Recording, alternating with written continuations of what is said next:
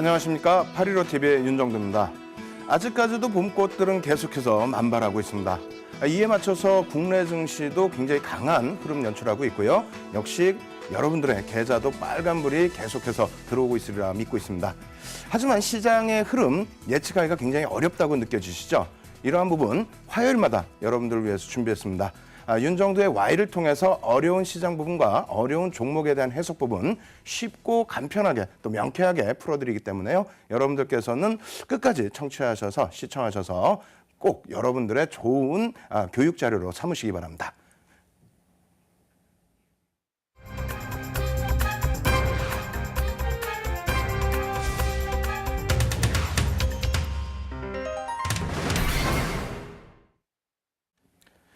지난 1월 20일부터 첫 방송 진행해 드릴 때 항상 말씀을 드렸죠. 시장에는 항상 소수 의견들이 많이 존재한다. 근데 최근 들어서는 정보가 너무나도 많이 넘쳐나고 있습니다.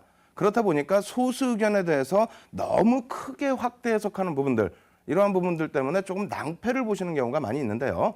오늘은 그러한 그 소수 의견에 대한 부분 다시 한번 짚어드리고 전체 시장의 흐름을 어떻게 여러분들이 놓고 보셔야 되는지 이러한 부분들 쉽게 풀어드리도록 하겠습니다. 먼저 화면 준비해놓은 화면 놓고 보면서 설명드리도록 하겠습니다.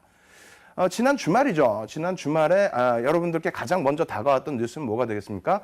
일단은 미국 증시와 유럽 증시, 글로벌 증시가 토요일 아침에 눈을 딱 뜨고 일어나셨더니 급락이 연출됐다. 이런 내용이 가장 먼저 들어오셨을 거예요. 근데 그 급락의 내용이 지금 뭐 지급준비율 이렇게 표현되고 있습니다만 급락의 내용 자체는 지급준비율에 관련된 내용이 아니라 시장 해석은 그리스발 악재, 또 하나는 중국에서 파생상품, 레버리지 상품에 대한 또 레버리지에 대한 규제 부분을 강화하겠다.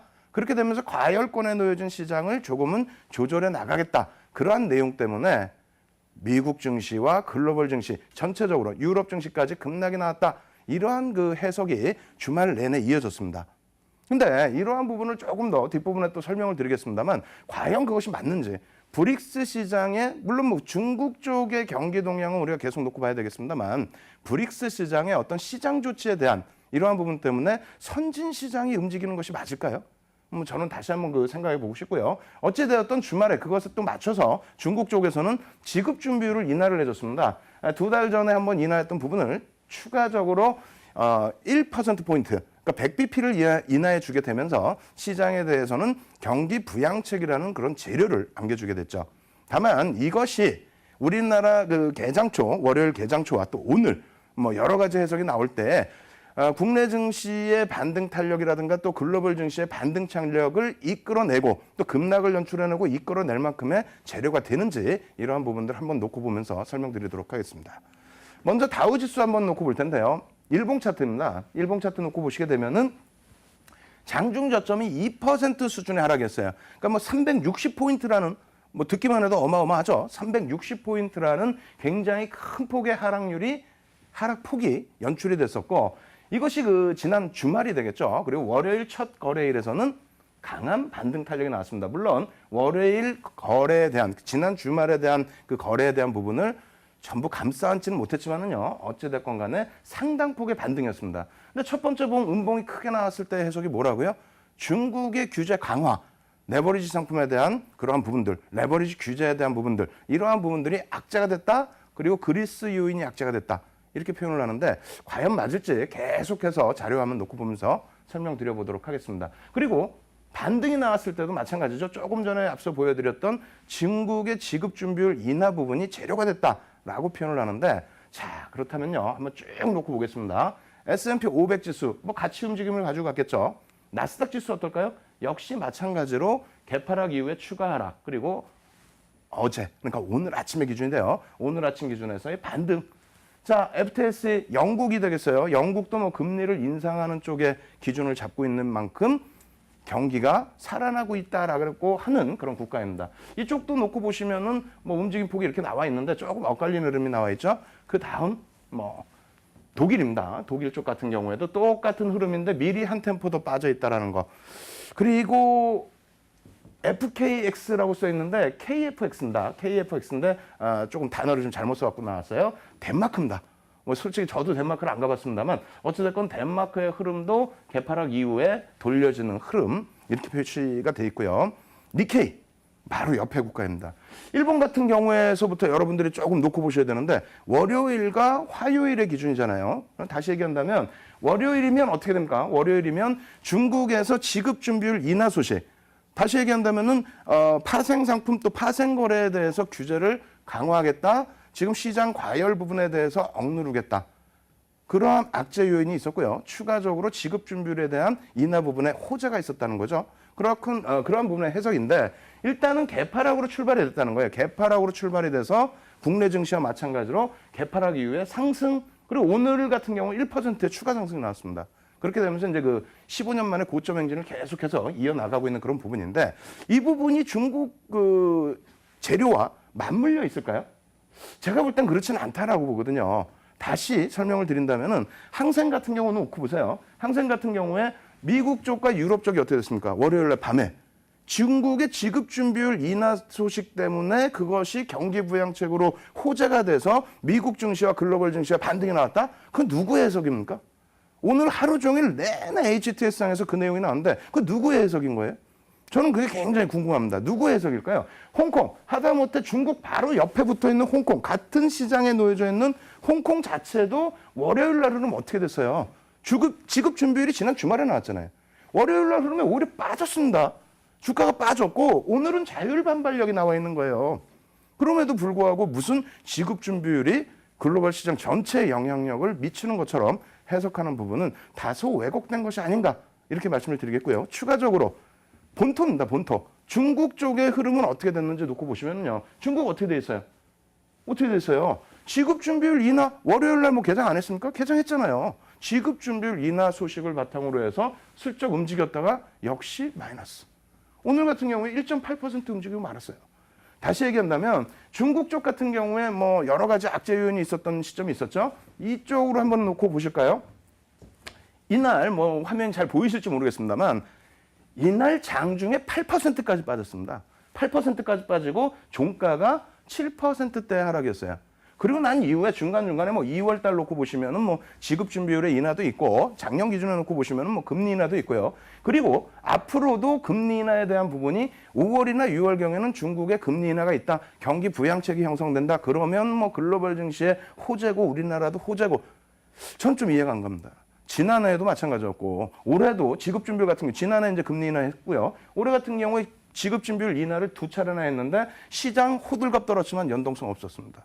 그리고 중국이 악재 요인을 가지고 8%대 급락이 나와 있을 때 장중 급락이 되겠죠? 돌려주는 흐름 뭐 조금뿐이 안 나오고 7%대 하락이 나와 있을 때 그 다음날 국내 증시 급락 나왔습니까? 안 나왔어요. 홍콩 증시요? 그날 당일날 기준에 중국 7% 빠질 때 홍콩은 2% 정도의 수준의 조정으로 마무리가 됐습니다. 다시 정리를 해드린다면요. 중국 쪽의 경기 동향을 놓고 보시는 건 맞습니다. 그리고 뭐 경기 부양책으로 인해서 유동성이 확대되고 뭐 이런 부분으로 긍정적인 해석 부분은 맞습니다만 전체 글로벌 시장 특히 선진 지수의 부분에 있어서 전체 시장의 흐름을 무슨 뭐 중국의 영향 때문에 크게 출렁거림이 나온 것처럼 그렇게 해석하는 것은 문제가 있다라고 말씀드리는 겁니다. 그것이 이해가 안 되신다면은 중국 증시와 하다못해 홍콩 증시, 뭐 홍콩 증시도 필요 없죠. 중국 증시 자체를 놓고 보시면서 그 연동폭이 과연 있는 것인지 여러분들이 직접 한번 해석해 보실 것을 권해드립니다. 그래서 지난번부터 계속 1월부터 계속 말씀드리지만은 중국은 무엇만 보자고요? 중국의 경기 성장률이라든가 경제 지표 그리고 정부의 정책 부분만 놓고 보자. 이렇게 말씀드리겠고요. 그럼 글로벌 증시와 우리나라 증시는 어떤 걸 보자고요? 자, 차트 놓고 다시 설명드리겠습니다. 매번 보여드리는 거예요. 매번. 여기서 뭐 강조드릴 부분은 다른 거 없어요. 다른 거 없고 지금 쭉 보시면 주봉 차트인데 이쪽 부분의 고점, 그러니까 2007년도의 고점을 어떻게 했습니까? 30% 이상 들어 올려놨다는 거예요. 국내 증시 기준은 어떻게 된다고요? 2250포인트, 2300포인트 기준 잡고요. 30%라고 한다면 3000포인트입니다. 그게 먼 수치가 아니에요. 그렇게 해서 움직임을 가져갈 수 있다는 거 자신감 가지시고 뭐 S&P 500 지수 마찬가지죠. 2007년 대비해서 엄청난 상승 탄력. 거기에 뭐 다우지수 같은 나스닥 같은 경우는 월등하죠.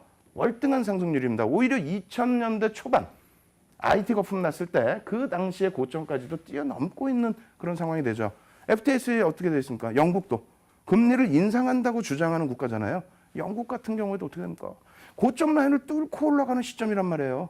거기에 뭐 영국만 있습니까? 우리가 가장 안 좋다라고 생각하는 유로존 쪽 같은 경우는 어떻게 돼 있어요? 유로존 같은 경우는 금리 인하할 만큼 인하했고 이제 좀 늦은 감은 있지만 양적 완화를 단행하고 있는 그러한 국가들이죠. 유로존 같은 경우에 한번 놓고 보도록 하겠습니다. 독일 주봉 차트 놓고 보시게 되면요. 뭐 어마어마합니다. 어마어마해요. 80%에 달하는 상승률. 이거 어떻게 할 건데요? 2007년 고점 대비해서요. 거기에 보시면 KFX 덴마크라고 말씀드렸죠. 덴마크 같은 경우 어떻게 됐습니까? 더 올라가 있어요. 2007년 대비해서 뭐 100% 수준 뭐 이렇게 더 상승 탄력이 나와 있다는 겁니다. 거기에 주변 국가들 또 보셔야 되겠죠. 아시아 증시 뭐 일본 같은 경우에도 마찬가지죠. 15년, 20년 만에 최고 고점을 뚫고 올라서고 있는 그런 흐름이다. 거기에 항생은 여기서 좀 오버슈팅이 나온 건 있어요. 중국 본토의 영향 때문에 2007년도에 오버슈팅 나온 것이 있습니다만 어찌됐건 그 이후의 흐름에서의 뭐 긍정적인 흐름들 또 중국 역시 마찬가지죠. 원래는 중국 안 보여드리는데 오늘 뭐 보너스로 좀 갖고 나왔습니다. 창피하게 무슨 브릭스 시장을 자꾸 쫓아간다? 그런 내용은 이제는 기억 속에 좀 지우시고요. 국내 증시의 흐름에 있어서는 자체적인 흐름을 여러분들이 해석을 하시고 선진 시장의 자금 움직임을 해석을 하시고 또 전체적인 글로벌 시장의 경기 동향을 놓고 해석하시는 그런 전략으로 대응하실 것을 말씀드립니다. 마지막으로 이제 뭐 국내 증시의 일봉 차트하고 주봉 차트 그리고 수급 놓고 보여드리도록 하겠습니다. 일봉 차트 놓고 보시게 되면요, 뭐 상당히 가파르죠. 사실상 잘 기억해 보시면 이런 흐름이 나와 있습니다. 여기가 언제쯤이냐면요, 우리가 이제 3월 동시만기일 기준이 되겠죠. 동시만기일 기준에서 눌림목이 계속 나오다 보니까 어떤 얘기가 나옵니까? 시장 못 간다. 절대 못 간다. 이런 말씀하셨지만은 장대 양봉과 함께 2,000포인트 넘겨놓다 보니까 또 그때는 또 어떻게 해요? 야, 이거는 조정이 나와야 된다. 제대로 조정 한번 나와서 2,000포인트 내려와야 되고 제가 한번 분석해드렸죠. 어떤 거요? 신용 부분. 신용 이만큼 있는 거, 그 부분. 어찌됐건 신용 부분 때문에 깨져 내려가야 된다? 깨지긴 뭘 깨져요. 쭉쭉쭉쭉쭉 가다 보니까 지금에 와서는 이제 2,200, 2,300 언급이 나오고 있습니다. 근데 그 부분을 뭐 부담스러워 하실 필요는 없고요. 다만 이 추세 부분을 누가 끌고 올라가는지 여부, 그러한 부분 확인하셔야 되겠고, 그리고 주봉 차트 전체적으로 이렇게 놓고 보실 때 어떻게 됐습니까? 2011년도 사실은 우리나라가 약한 게 아니에요. 2007년 이후에 가장 먼저 글로벌 시장에서 가장 먼저 2007년 고점을 뛰어넘은 국가가 우리나라입니다. 2011년도에 그 고점을 뛰어넘었어요. 지금의 위치는 2007년 고점 뛰어넘고요. 2011년도에 형성됐었던 2250포인트 거기를 향하고 있는 거죠. 그 고점을 뛰어넘기 위해서. 그럼 그 당시의 수급하고 지금의 수급하고 비교했을 때 크게 차이가 있느냐? 아닙니다. 지금 수급이 오히려 좋다는 거예요. 그래서 잘 보셔야 돼요. 이거 어디 가셔도 이거 보시기 힘든 그림입니다. 2008년 10월 말부터 기준 잡아놨어요. 2008년 10월 말. 이게 언제입니까? 리먼입니다. 리먼 브러스 터졌을 때인데 마지막 조정의 끝자락이 되겠죠. 2008년 10월 31일부터 11년 4월 29일까지 그렇게 해서 뭐 11년도에 우리가 고점을 뚫었을 당시 그렇다면은 지수는 대략 어떻게 되냐면 거의 뭐 900포인트 이탈됐을 때니까 900 정도 수준에서 2250포인트까지 올라갔을 때의 흐름입니다. 그때 보시면은 특징적인 게 있어요. 어떤 거요? 자, 보시죠. 외국인들의 수급 기준 잡아놓은 건데 13거래일 동안의 매수, 20거래일 동안의 순매수, 또다시 20거래일 동안의 순매수, 11거래일 동안의 순매수, 22거래일, 19거래일. 정확하게 말씀드린다면요. 이 기간 동안에 10거래일 이상의 매수가 8차례 들어왔다는 겁니다. 8차례. 다시 얘기한다면 2008년부터 2011년까지니까 약 3년, 2년 6개월 정도 되겠죠. 만으로 따지면. 2년 6개월, 30개월 동안에 8번에 달하는 10거래일 이상의 연속 외국인들의 순매수가 유입이 되면서 900포인트에서부터 2000포인트대, 2250포인트까지 움직임을 줬다는 겁니다. 그것이 뭐가 중요하냐 이렇게 생각하실 수 있는데 지금 현재 그럼 기준에서의 수급을 놓고 보시면 이해가 되시겠죠. 다시 한번 수급 차트 놓고 보면 설명드리겠습니다. 뭐 지난번에 갖고 나온 내용이랑 똑같지 않느냐? 똑같아요. 똑같은데 구역만 조금 늘렸습니다. 왜? 여러분들 보시기 좀 더 편하시라고. 자, 이 부분에 대해서 다시 늘려서 갖고 나왔는데요. 2012년 이제 1월부터의 기준을 잡아놨습니다. 2012년 1월부터 해서 10거래일 이상의 연속 순매수. 그게 쉬운 게 아니에요. 그 연속 순매수가 유입된 것은 이렇게 뭐 연 단위로 해서 1년에 2번씩 들어오는 경우가 좀 드물죠. 그렇게 해서 들어오면서 고점들을 형성을 시키는데, 그죠? 고점들을 형성을 시키는데 지금 위치는 어떻게 됩니까? 지금 이치는 연속해서 10거래 이상의 순매수가 지속적으로 들어오고 있다는 겁니다. 들어오고 있는데 이 그 상승 삼각형의 상단 부분을 강하게 뚫고 있다. 거기에 앞전에 매수했던 또 2008년 하반기에 바닥 짚고 쭉 끌어올렸던 그 연속 순매수, 지분율 27%까지 밀려 내려갔던 부분 있죠. 그것을 지금 33%까지 끌어올려놨어요. 차익 실현이 없습니다. 없고 지금 요 위치에서 이것을 뚫고 올라가는 게 누구요? 외국인이란 얘기예요.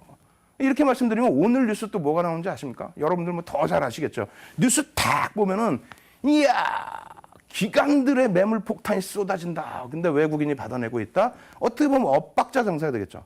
엇박자 장사가 되면은 시세가 탄력을 붙을까요? 안 붙을까요? 잘 생각해 보세요. 시세가 엇박자의 수급이 나오게 된다면 탄력이 붙기가 어려울 수가 있습니다. 근데 지난주에 그 이전에 여러분들께 뭐라고 설명드렸어요? 지금의 기간은 기간이 아니다. 투시는 기간이 아니다. 투시는 기간이 아닙니다. 여러분들 자금을 운영하는 건데 주식형 펀드 스택 잔고 줄어들고 있다 말씀드렸죠. 환매 나오고 있단 말입니다.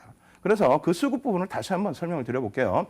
자, 지난번에 가지고 나온 자료입니다. 지난주에 불과 4월 기준에 13일까지의 자료입니다. 13일까지 기준을 놓고 봤을 때 그 앞전에 수급, 외국인들 뭐 이런 엇갈리는 흐름이 있습니다만 어찌됐건 누적 수급 지속적으로 매수가 들어왔던 부분이고요.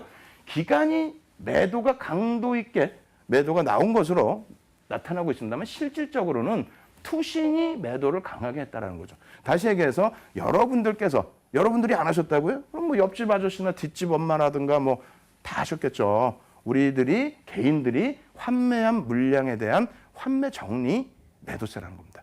그렇다면은 외국인과 누구를 봐야 된다고요? 연기금을 놓고 보셔야 된다는 거예요. 연기금 부분에 있어서는 어떻게 됩니까? 큰 금액이 아닌 것 같지만 실질적으로 엄청나게 큰 금액입니다. 누적세로는 외국인들의 누적을 뛰어넘는 그러한 매집이 들어오고 있다는 거예요. 그럼 쌍끌이라는 거예요. 개인과 투시는 개인으로 여러분들이 해석을 하시고 외국인과 연기금은 기간으로 해석을 하시는 것이 맞다 이렇게 말씀드리겠고요. 그리고 이번에 다시 고점 뚫고 올라가는 위치, 그런 위치에서 일주일 단위입니다. 지난주 자료 똑같이 갖고 나오면 혼내실까 봐 이번 주 자료 열심히 해서 또 갖고 나왔습니다. 14일부터 해서 지금 누적이에요. 오늘 무슨 뉴스 나왔다고 그랬어요? 외국인은 죽어라 사는데 어떻게 했다고요? 기관이 죽어라고 파는 장세였다? 에이 무슨 얘기예요. 기관 오늘 많이 팔았죠. 4,700억 매도했습니다. 그런데 결론은 어떻게 됐습니까? 오늘 하루 정도의 연기금 마이너스 87억. 나머지 부분은 전부 연속 순매수예요. 연속 순매수인데 뭐가 무섭습니까? 오늘 시황 이만큼 해서 말씀드리는데요. 결론 부분만 다시 정리를 해드린다면 지금의 강세는 선진 시장을 놓고 보셔야 된다. 미국 쪽의 경기가 살아난다는 부분, 그래서 금리를 인상한다는 부분과 유로존 쪽의 양적 완화를 통한 경기 부양책 부분, 이것이 악재가 아닌 다우나 덴마크 지수 보셨잖아요. 예? 독일이나 덴마크 지수 엄청난 상승 탄력 나오고 있죠. 그런 부분으로 해석하시면서 긍정적인 시각 유지하시고 중국 쪽의 소수 의견들은 여러분들이 경제 동향만 이해를 하시고 국내 증시의 대응 전략은 어떻게 한다고요? 투신이 파는 거에 대해서 기관이 판단하는 해석 하시지 말라고 말씀드립니다. 외국인과 연기금이 땡겨주는 쌍끌이 장세가 진행되고 있다. 따라서 윗방향의 전략 꾸준하게 설립해 나가실 것을 권해드리면서 오늘 시황 마무리해드립니다.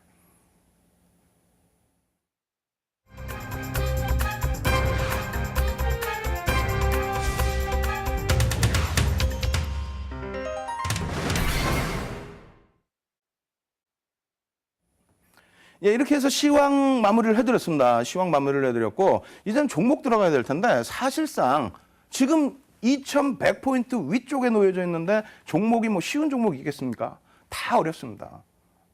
그래서 그 어려운 종목분들을 여러분들께 쉽게 풀어드려야 되는데 오늘도 많이 발굴을 못했어요. 맨 끝에 핵심적으로 여러분들이 보셔야 될 종목 한 종목을 가지고 나왔고요. 그러니까 뭐 끝까지 시청하셔야 되겠죠. 그리고 내일 장중에 무료 방송, 무료 교육 방송이에요. 뭐 무료 방송이 아니고 무료 교육 방송입니다. 그래서 교육을 진행해드리는 방송이기 때문에 815TV를 꼭 찾아오셔야 됩니다. 815TV에 오전 8시부터예요. 7시부터 제가 방송을 켜놓거든요. 그래서 8시부터 참여하셔서 15시까지 여러분들이 장중 내내 이러한 장세에서는 어떤 종목을 놓고 보셔야 되는지 또 어떻게 시황에 대응하셔야 되는지 교육을 받으시라고 제가 시간을 준비했습니다. 내일 꼭 참여하시고요. 그리고 지금 이 시간에는 지난번에 말씀드렸던 종목에 대한 복귀 그리고 전체 어떤 종목을 또 놓고 우리가 관심 있게 놓고 봐야 되는지 이러한 부분을 정리해 드리는 시간으로 하도록 하겠습니다. 자, 화면 놓고 보면 설명을 드릴 텐데요. 자, 지난 11회, 그러니까 날짜로 따지면 3월 31일이에요. 이 종목을 갖고 나왔어요. 시가총액이 2조가 넘는 종목이었죠. 이렇게 표시되어 있으면 잘 모르는데 이것을 다시 확대를 해드립니다. 이렇게 해드리면 대림산업이었습니다. 대림산업 시가총액 굉장히 크지 않습니까? 그래서 우리가 갖고 나온 이유는 지금 바닥, 그러니까 캔들의 전체적인 흐름, 그러니까 주가의 추세 흐름에서 조정 이후에 뭐가 떴죠? 상승 잉태 확인형이 떴다는 겁니다. 상승 잉태 확인형. 방송을 통해서는 짧게 뿐이 설명을 못 드립니다만 장중 무료 공개 방송에서는 교육 방송에서는 자세히 설명드릴 거 아닙니까? 그래서 이 조 단위가 넘는 종목 이렇게 12.50% 하락했을 때 공포감, 두려움을 갖는 것이 아니라 시장이 어차피 윗방향성의 흐름이다. 그렇다면은 정책적으로 또 수급적으로 개선되어 있는 종목을 놓고 보셔야 된다는 게 맞다라는 거고요. 이러한 흐름에서 상승된 부분만 말씀드리면 안 되겠죠. 여전히 복습 기준이 되는데 상승 잉태 확인형이라는 이런 패턴 기억하셔야 되고요. 그리고 또 있습니다. 매수 구간이 어디 있는지. 우리나라의 어떤 캔들 교육 자료 다 놓고 보십시오. 캔들은 떴는데 상승 잉태 확인형은 떴는데 매수 구간이 어딘지에 대해서는 전혀 나오지 않잖아요. 이렇게 자세히 설명을 해드렸습니다. 이 부분에 대해서는 정형화된 자료로 여러분들께 교육을 해드리니까 언제든 놓고 복습을 하시면 매수 구간이 여기구나라는 것을 여러분들이 실질적으로 이제 설정하실 수 있다 이렇게 말씀드리겠고요. 손절 라인은 이 몸통의 절반. 그러한 이유라든가 여러 가지 내용은 내일 장중 무료 방송 말씀드렸습니다만 오늘 당장 방송 끝나고 11시에 815TV에서 무료 방송 진행해 드립니다. 그럴 때 다시 또 복습을 해드릴 거예요. 그래서 오늘 야간 23시에도 꼭 참여하시고요. 이렇게 해서 14.29% 상승이 나왔죠. 근데 이렇게 해서 끝이 났느냐? 아니죠. 그 다음에 또 갖고 나왔죠. 12회 4월 7일입니다. 4월 7일에도 또 말씀드렸어요. 또 말씀드린 내용이 똑같은 기준에서 주도주는 계속해서 놓고 보셔야 된다라고 말씀을 드렸고 13회, 14일날 또 갖고 나옵니다. 그럼 오늘이 어떻게 됩니까? 오늘이 14회예요. 오늘 14회인데 그럼 왜 또 갖고 나왔느냐? 지금 이 상승폭에서 더 이상 갈 수 없다라는 생각을 조금 버리시라는 거예요. 왜? 건설주들 1월부터 계속 말씀드렸고 이 대림산업뿐만 아니라 이 대림산업은 사실상 월봉 기준에서 건설주 어떻게 했습니까? 일봉 기준에서는 망치형, 월봉 기준에서도 망치형. 저 바닥권에서부터 계속 교육 궤절에 사용을 해왔죠.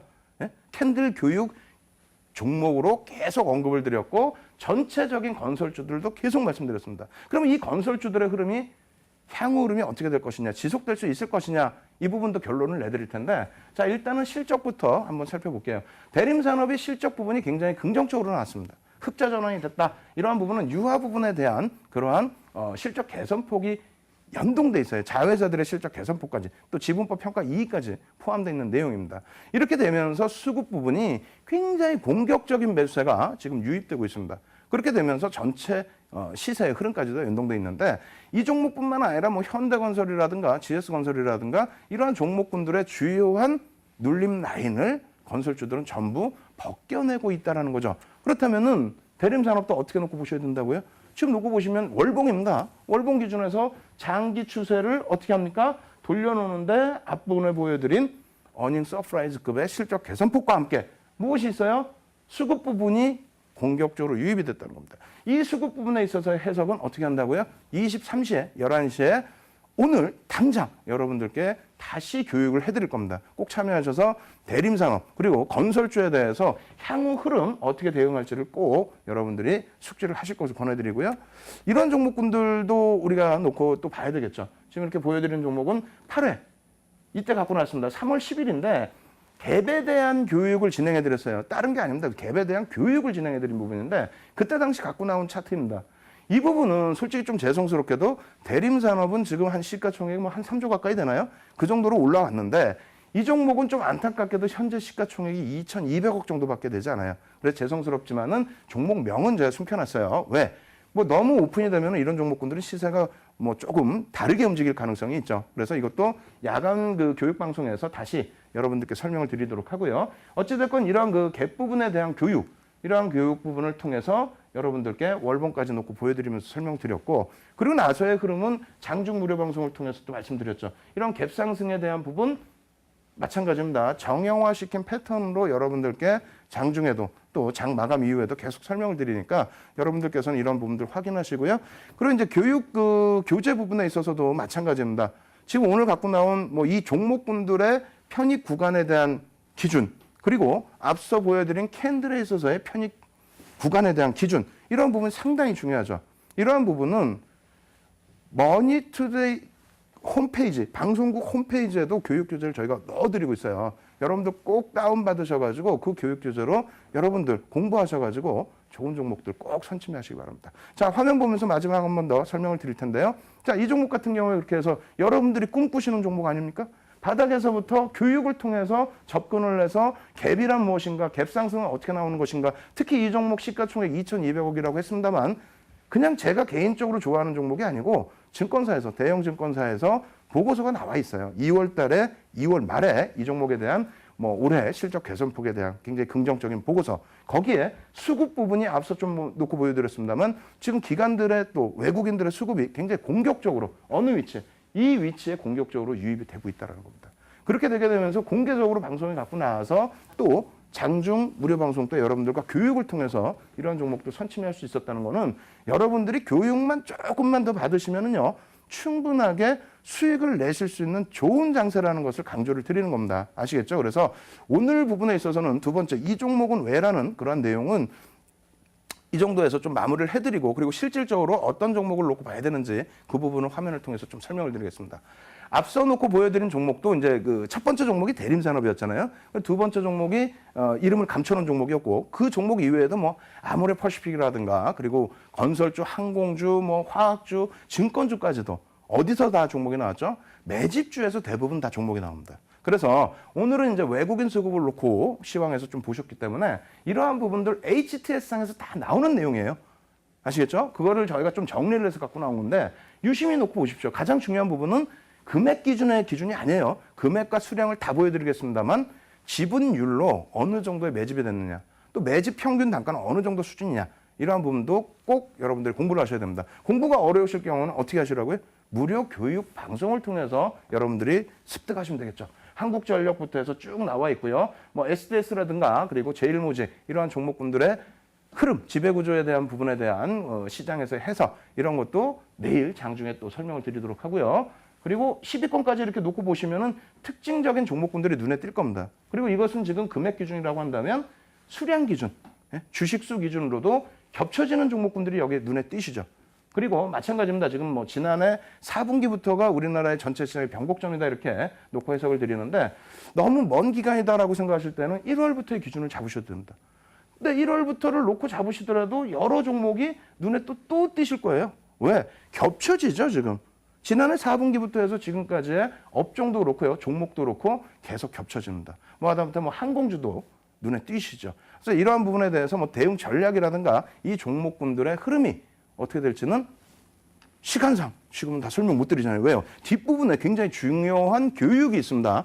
예? 여러분들을 위한 교육과 함께 오늘도 대림산업, 또 이름을 노출 미처 못해드렸던 그런 종목군처럼 이제 시세가 제대로 나올 수 있는 종목에 대한 교육을 진행을 해드릴 겁니다. 끝까지 시청하시고 이 종목 왜 이런 종목군들이 움직이는 데 대해서는 녹화방송 보시면서 복습 꼭 하시기 바랍니다.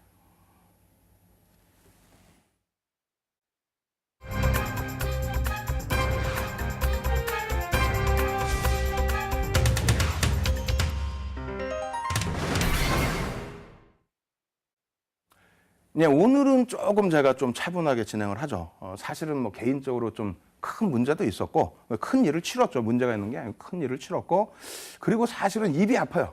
입술이 터졌어요, 이쪽에. 안 보이시겠지만 입술이 터졌고, 여기도 밑에 터졌는데 좀 났어요. 그런데 크게 얘기하면 이게 또 아플 수가 있습니다. 그래서 몸을 좀 사리고 있는데 지금 들어갈 교육 내용은 모르겠습니다. 굉장히 중요한 거기 때문에 제가 또 약간 흥분을 해서 입이 좀 터질지언정 여러분들은 이렇게 보십시오. 화면을 이렇게 보시면서 윤정두가 얼마나 열정적으로 여러분들께 설명을 드리는지, 그리고 그 내용이 진짜 중요한 내용인지 아닌지 여러분들이 판단하시기 바랍니다. 근데 미리 말씀드린다면은 어마어마하게 중요한 내용이에요.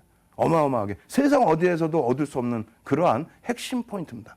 아시겠죠? 자, 정리를 해드립니다. 그린빌이에요. 그린빌의 그 매매 법칙인데 2주 연속 매도 매수 제1법칙에 대해서 제대로 설명 못 드렸단 말이에요. 너무나 답답하고 그죠? 그래서 오늘은 시간을 조금 차분하게 넉넉하게 준비를 했는데 다시 짧게만 복습을 해드릴게요. 그린빌의 그 정의, 이러한 매매 정의는 주가와 이동평균선의 그 관계, 주가와 이평선의 관계를 분석한 거고, 그리고 주가와 이동평균선의 회귀와 관성법칙, 관성법칙 한번 쭉 뻗어가면 추세죠. 쫙 뻗어가는 그 추세. 그리고 쭉 뻗어만 가면 이격이 크게 발생되니까, 그러니까 뭐 너무 과열되면 안 되니까요. 또 급락 나오면 또 너무 과도하게 급락이 나오면 안 되니까 이평선 수준으로 돌려놓는다라는 회귀의 법칙, 이 두 가지를 놓고 종목을 시세를 분석하는 그런 내용입니다. 예전에는 뭐 200일 이동평균선 기준으로 고안을 했는데 요즘에 실전에서는 대략 20일 이평으로 많이 활용을 하고 있고요. 전체적인 시장에 나와 있는 대부분의 교재는 20일 이동평균선을 기준으로 해서 여러분들께 설명을 드리고 있어요. 그렇게 해서 이제 매수 4가지, 매도 4가지, 총 8가지 타이밍을 제시하는데 지난 시간까지도 제가 그거 말씀드렸죠. 이거 시중에 나와 있는 교재 대부분이 번역이 잘못되어 있고 그림이 대부분 잘못되어 있습니다. 이렇게까지 막 억지 쓴다라고 생각하시는 분들이 계셔서 오늘은 약속드리는 것처럼 증권카드 한 장 갖고 나왔습니다. 이 25년, 28년 된 거예요.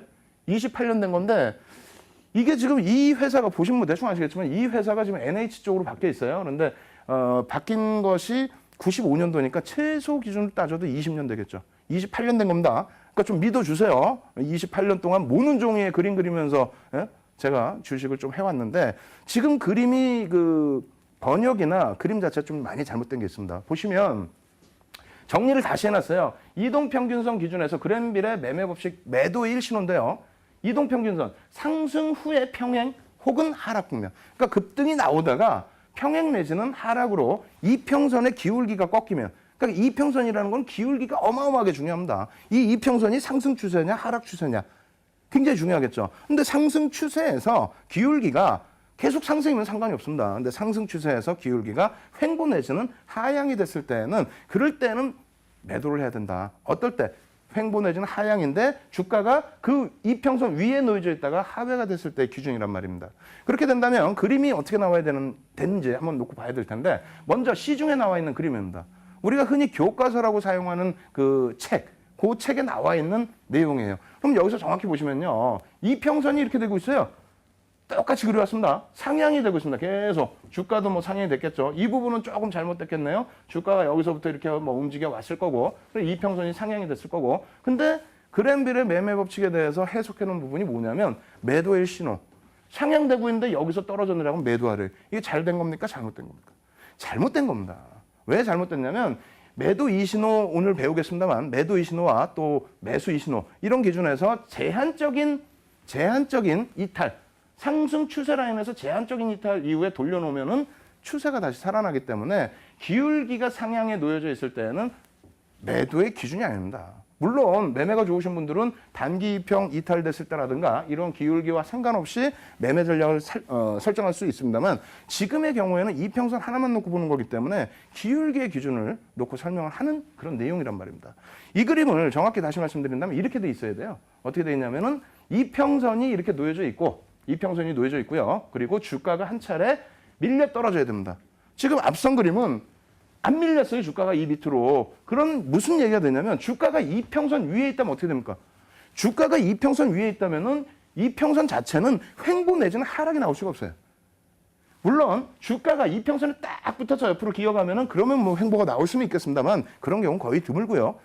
이평선이 횡보 내지는 하락이라는 거는 주가가 위에 놓여져 있으면 절대 그런 구간이 나올 수 없다는 겁니다. 이게 왜 중요하냐면 여러분들이 공부는 실컷 하셨는데 실전에서 써먹질 못해. 예제가 안 나와. 예제가 없는데 어떻게 써먹습니까 이거를. 내 종목이 상승하다가 기울기가 주가가 위에 있는데 기울기가 꺾입니까? 절대 안 꺾이지. 정확한 거는 이거라는 얘기예요. 이 부분. 그래서 주가가 상승해서 이평선도 상승을 하다가 일시적으로 주가가 이탈을 합니다. 근데 다시 돌려놔요. 돌려놓는데 재차 이 구간에서 이평선이 밑으로 한번 하향이 됐기 때문에 어떻게 됩니까? 이평선이 눕거나 밑으로 하향되겠죠? 이때 추세를 살리지 못하고 다시 이탈이 되면 이 구간에서는 매도를 해야 된다라는 얘기입니다. 이 내용인데 이해 안 되시면 복습 계속 하셔야 돼요. 이렇게 이해를 안 하시고 다시 한번 보여드리면 이 내용대로 이해를 하시면 단 한 종목도 예제가 안 나옵니다. 아시겠죠? 왜 그런지는 다시 한번 곰곰이 생각해 보세요. 그래서 이 부분도 아예 저희가 매수 신호까지 설명을 드리고 도표를 갖고 설명을 아예 또 드려볼 거예요. 그랜빌의 매매 법칙 매수 신호인데 이것도 똑같을 거예요. 똑같습니다. 하락 후에 보합 내지는 상승 국면입니다. 하락이 내려오다가 보합 내지는 상승이에요. 그리고 이평선을 상향 돌파 시라고 분명히 모든 교재가 나와 있습니다. 그러면 그림이 시장에 나와 있는 제대로 된 교육 교재라고 하는 그림들이 폄하하려고 하는 게 아니란 말입니다. 이렇게 돼 있으면은 단 한 종목도 못 찾는다는 얘기예요. 그러니까 여러분들이 공부하셔도 이거 실전에 못 써먹네 하고 여러분들께서 포기를 하시는 거예요. 지금 보시면 어떻게 됐습니까? 주가가 이평선 밑에 움직이고 가지고 가고 있습니다. 근데 어떻게 주가가 이평선이 어떻게 상향 내지는 평행이 될 수가 있을까요? 물론 앞선 말씀드린 것처럼 주가가 계속 평행을 유지한다. 계속 보합을 간다. 그럼 이평선이 붙어갈 수는 있겠죠. 그거 빼고는 어떻게 하향되던 이평선이 돌려질 수 있느냐. 그것은 딱 한 가지뿐이 없습니다. 이렇게 되는 거죠. 하향되던 이평선에서 한 차례 반등이 나왔다가 다시 꺾여 내려옵니다. 근데 이평선이라는 건 뭡니까? 20거래일이면 20거래일의 평균이라는 거예요. 20거래일 동안의 평균이다 보니까 높게 형성된 이 주가도 평균 가격으로 들어오게 되는 시점. 그 시점에서 어떻게 됩니까? 이평선이 눕거나 올라가게 되겠죠. 그럼 추세가 어떻게 되는 거예요? 매수 신호, 매도 신호는 별거 아닙니다. 추세가 기울기가 이평선의 기울기가 상향이냐 아니면 하향이냐 이 부분에 대해서 매수 매도를 가지고 가는 거지 다른 게 아니라는 겁니다. 이해되세요? 매수 2법칙과 매수 3법칙, 뭐 매도 2법칙, 매도 3법칙 이런 게 다 같은 기울기의 기준으로 여러분들께 그랜빌은 설명을 했다라는 거. 그것을 꼭 숙지하는 게 가장 중요하다 이렇게 말씀드리겠고요. 이 부분에 대해서 계산 방식, 도표를 통해서 설명을 드립니다. 한번 놓고 보시게 되면요. 가장 중요한 부분은 일단 뭐 예제부터 보여드리고 도표 보여드릴까요? 자, 예제 한번 보여드리면은 호텔 신라입니다. 호텔 신라인데 원래는 제가 이거 호텔 신라 쓰지 말라고 그랬어요. 지난주에 갖고 나오려고 했다. 이름 싹 지워버리고 자, 이 종목 보겠습니다. 어떻게 될까요? 이렇게 가려고 그랬는데 그럼 멋있잖아요. 그죠? 이름 안 가르쳐주면. 자, 놓고 보시면요. 하락 기울기. 당연히 주가 빠지니까 이평선이 여기서부터 어떻게 됩니까? 쭉 하향돼서 내려오죠? 하향돼서 내려오다가 여기서 가만히 있는데 이평선이 돌려지지 않아요. 매수의 일상이 뭡니까? 이평선이 돌려지거나 횡보라고 그랬잖아요. 가만히 있는데 이평선이 돌려집니까? 아니죠. 올라갔다가 첫 번째 반등에서 성공을 못하고 밀려 내려온다는 겁니다. 횡보 계속 나오다가 밀려 내려왔어요. 이거 밀려 내려왔는데 주가가 내려왔는데 어떻게 됩니까? 20거래일은 20거래일 동안 평균이라고 그랬잖아요. 평균을 잡다 보니까 여기에 밀려 내려와 있다 할지라도 위에 놓여져 있는 주가가 있기 때문에 이평선이 상향이란 얘기예요. 그러면 이렇게 내려왔다. 여기서 매수가 아니고 매수 1법칙이 여기까지 내려왔다가 주가가 어떻게 됩니까? 이렇게 치고 올라갈 때 분명히 그랜빌이 써놓지 않았습니까? 이평선이 횡보 내지는 상향일 때 주가가 밑에서부터 치고 올라올 때 그때 매수다라고 얘기를 했잖아요. 그때 매수하면 어떻게 돼요? 저도 배 아파요. 네? 그때 매수하면 제가 지금 차트가 뒤에 숨어버렸는데 결과를 안 보여주고 이거 설명부터 하라고 해놓은 것 같습니다. 지금 보시면은 그 기울기가 왜 바뀌는지를 다시 표로 설명을 해놓은 겁니다. 쭉 보시면 아까 그 이 표 있죠? 이 차트의 날짜 부분 2월 10일부터 4월 10일까지인데 이때 종가 24일부터 종가를 저희 연구원이 일일이 다 쓴 겁니다. 그리고 20일 이평선 종가 기준에 20일 이평선을 전부 써놓은 거예요. 보시면은 나중에 꼭 다운받으셔서 꼭 보셔야 됩니다. 이거 굉장히 중요한 거예요. 예? 힘들게 만든 건데 20일 이평선이 수치가 보면 계속 줄어듭니다. 무슨 얘기예요? 하향 추세라는 거 이평선이 계속 하향 추세일 때 이럴 때 매수하라는 얘기가 아닙니다. 계속 떨어져 내려오죠. 주가도 떨어져 내려오고 이렇게 쭉 떨어져 내려오다가 딱 보시면 여기서부터 3월 27일부터 돌려지는 거예요. 이평선의 기울기가 찔끔찔끔 위로 올라갑니다. 예? 올라가요. 그리고 나서 마지막 보여드린 요 그림 있죠. 자, 요 그림. 요 날이 10일입니다. 이 날이 9일이고요.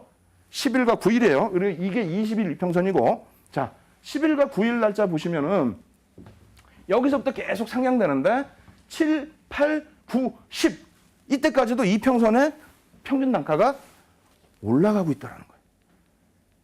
이해가 잘 안 되시죠? 기울기가 그만큼 중요하다는 겁니다. 다시 그림 볼게요. 자, 결론을 볼게요. 결론을.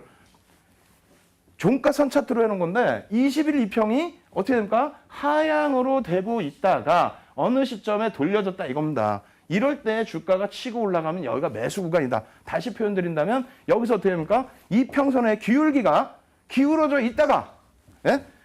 얘가 없으면은 얘는 계속 하향이에요. 하향인데 일시적으로 치고 올랐다. 여기는 어떻게 됐습니까? 하향이겠죠, 당연히.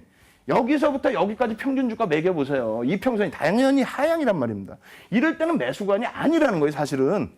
이럴 때 매수관으로 설정을 하니까 여러분들이 골탕을 먹는 겁니다. 왜? 추세가 하향인데 왜 매수를 하냐는 거예요. 네? 이런 건 설명을 안 하고 무조건 번역해놓고 그냥 매수하세요. 안 된다는 얘기입니다. 기울기가 안 되니까. 아시겠죠? 잘 이해하셔야 돼요. 이렇게 돌려졌다가 막상 횡보하고 깨져 내려왔는데 깨져 내려오는데 이 평균 단가를 해봤더니 이 평선이 어떻게 됩니까? 여기서부터 서서히 돌려져 버리죠. 이럴 때 다시 올려놓으면 이게 매수 구간이다. 거기에 여러분들의 운까지 겹쳐지면은 어떻게 됩니까?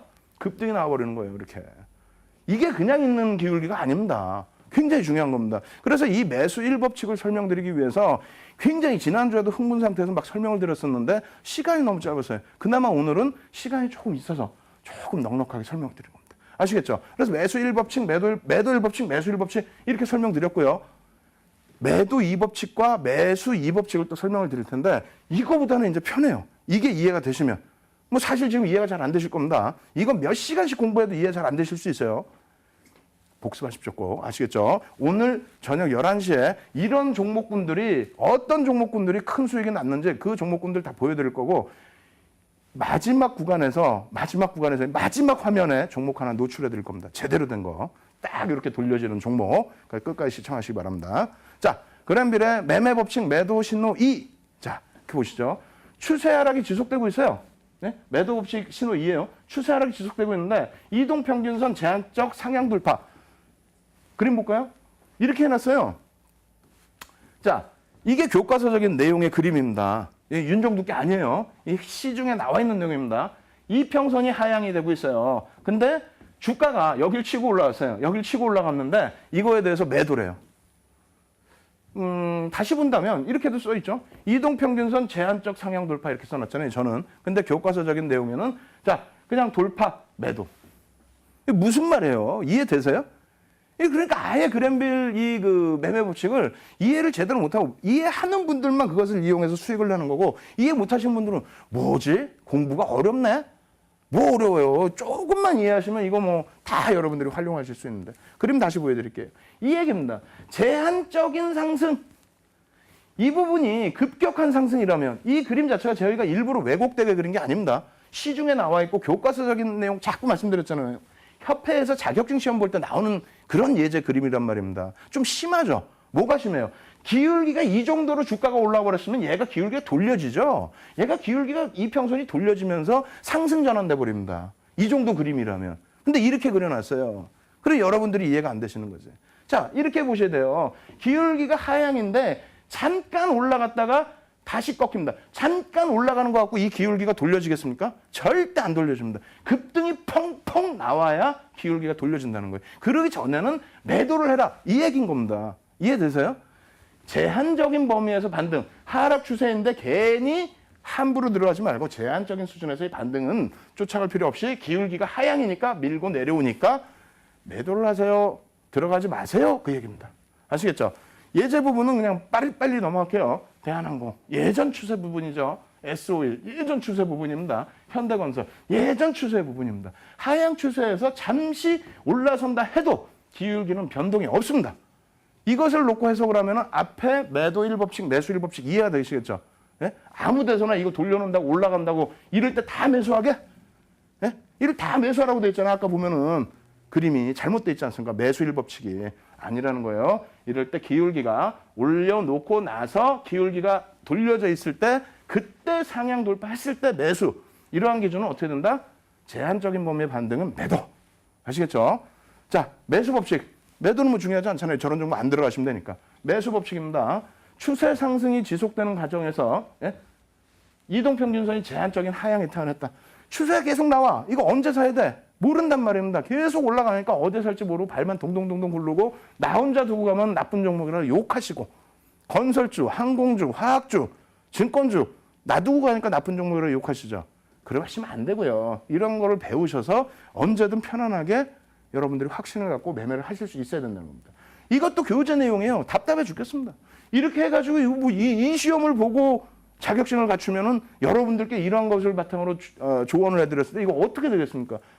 안 돼요. 왜 안 되냐? 이평선이 상향되고 있는데 주가가 확 깨고 내려왔어. 근데 얘가 계속 올라가요? 네? 이거 그대로 그냥 저희가 그려갖고 온 거예요. 제 그림이 아니고 시중에 나와 있는 거. 또 협회에서 교재로 쓰는 내용. 이거 뭐 또 협회에서 뭐라고 하실지 모르겠는데 어쩔 수 없습니다. 예? 잘못된 거 잘못됐다 해야지. 이 상태 기울기에서 주가가 이렇게 급락을 했는데 얘가 이렇게 가요? 말도 안 되는 소리지. 여기서 매수를 하라고? 큰일 날 소리지. 어떻게 해야 매수가 된다고요? 이렇게 해야 매수가 된다는 겁니다. 이렇게 해야. 자, 주가가 올라가고 있어요. 이평선 같이 올라가죠. 근데 여기서 잠시 이탈이 돼요. 그럼 이평선 기울기가 어떻게 돼요? 잠시 조금 눕겠죠. 조금 눕는단 말입니다. 근데 여기서 이탈했다 다시 돌려질 때 이러한 구간에서는 매수가 된다. 왜?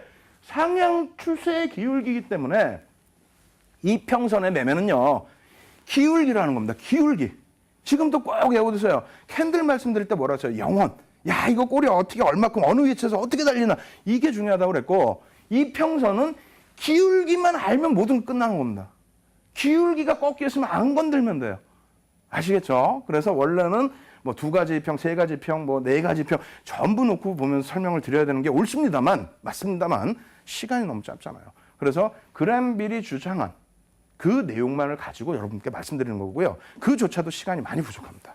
자, 삼성전자 일봉 차트 뭐 이런 부분이에요. 이탈됐다 돌려지는 부분. 조금 더 내려왔다 돌려줘도 상관없습니다. 그러한 구간이 매수 구간이다. 이렇게 말씀드리는 거고 GS건설 같은 경우 어떻게 됐습니까? 쿵 하고 내려와서 추세는 어떻게 돼? 상승 추세죠.